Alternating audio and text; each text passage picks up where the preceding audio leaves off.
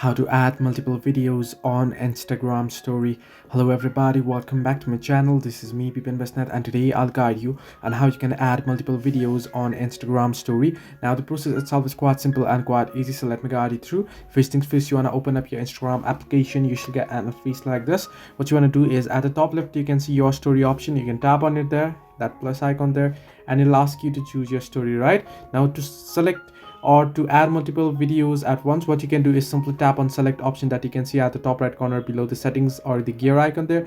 Once you tap on select, it'll give you an option to select multiple there videos or photos. You can see I have videos, so I'll just select multiple, and you can see it'll be selecting multiple. Once you select them with the number of videos that you wish to add, simply tap on next and you can go ahead and edit them, and you can then add it to the story. Unfortunately, I won't be able to show it here because my screen recording will get off. However, you can do it that way. So this way you can add multiple videos on Instagram story. Hope this helped you. Do like and subscribe, and do not forget to leave a comment down below if you have any further issues.